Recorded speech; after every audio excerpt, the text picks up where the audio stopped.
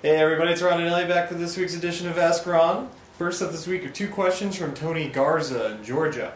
His first question is concerning subject to deals. After the deal is done using a revocable land trust and the beneficial interest has been passed to my control, can the seller still dissolve the trust if he changes his mind later, thus killing the deal?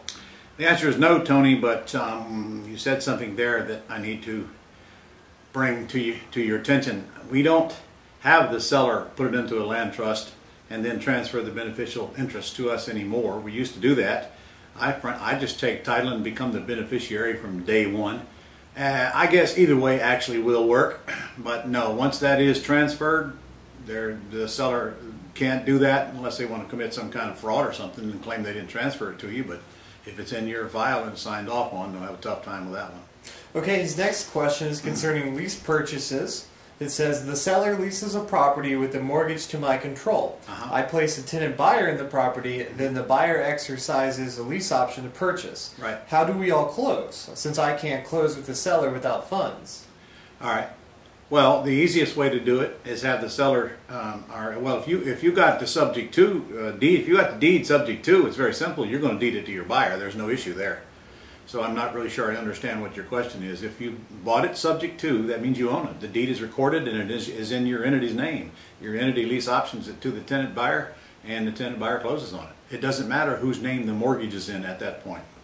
Okay, next up is Jamelia Tucker from Pennsylvania. Hi, Jamelia. She says, if I option a property from the seller for $50,000 and find a qualified buyer for $80,000, who has to get an FHA mortgage loan, will the lender allow my $30,000 fee to be paid as an expense to the seller? Okay, well, see, that's a follow-up of the last question. Now, in this case, now you are optioning it and you do not own it.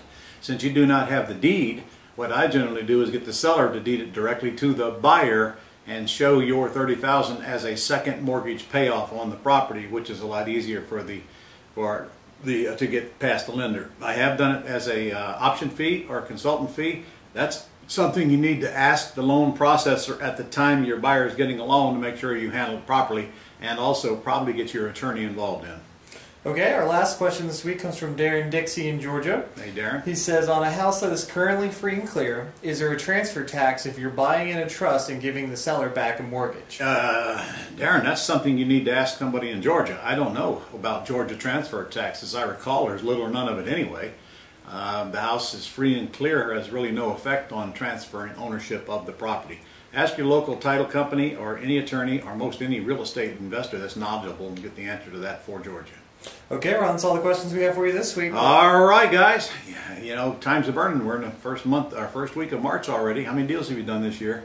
When you're going to get started, get out there and get something done and send us those testimonial letters. We get 5 to 10 of those per week. Might as well get yours in the file.